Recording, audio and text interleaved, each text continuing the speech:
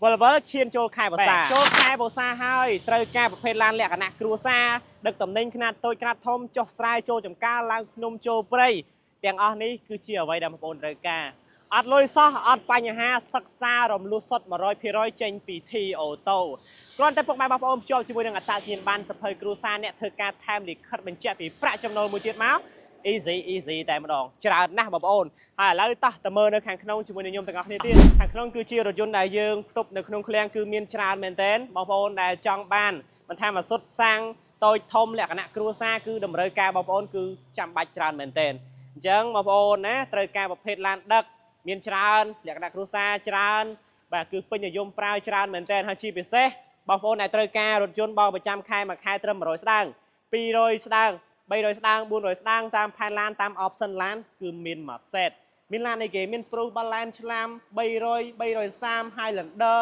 បាទហើយនៅខាងក្រៅគឺយើងកំពុងតែរៀបចំមួយគ្រឿងទៀតនោះបាទទៅចូល stock ថ្មីអញ្ចឹងបងប្អូនណាទីតាំងខ្ញុំសូមបញ្ជាក់តែទីតាំងគឺនៅទីរួមខេត្តកំពង់ធំទីរួមខេត្តកំពង់ធំគឺជា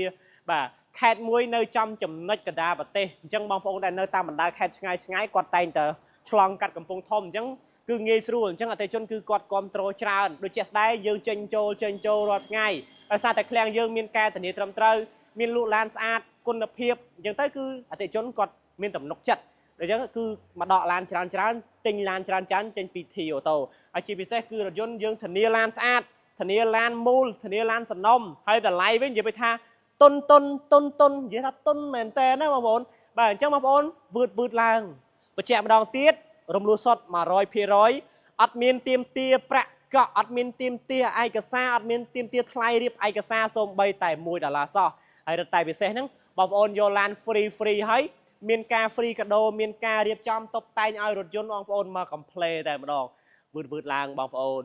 2025ហើយពេលវេលាពិតជាដើរលឿនមែនទែនថ្មិចបើកឈានដល់ខែវស្សាអញ្ចឹងតម្រូវការគឺច្រើនមែនទែនយើងមានឡាននៅក្នុងគ្រួសារយប់ប្រលប់បាទទៅណាទៅណីគឺងាយស្រួលជូនឪពុកម្ដាយចាស់ជរាកូនទៅរៀនទៅសាលាទៅអីគឺងាយស្រួលជាចាំបាច់មែនទែនអញ្ចឹងបងប្អូនណាវឺតឡើងតាក់តងនឹងព័ត៌មានលម្អិតបងប្អូនគ្រាន់តែឆាតចូល page comment ជាលេខទូរស័ព្ទបាទជួញ link Telegram នៅក្នុងវីដេអូនេះបានវឺតមកសិក្សាតែមួយថ្ងៃ2ថ្ងៃបានឡានយកទៅប្រើប្រាស់ហើយទីធ្លារបស់យើងគឺទីធ្លាធំទូលាយចង់បានឡាន Toyota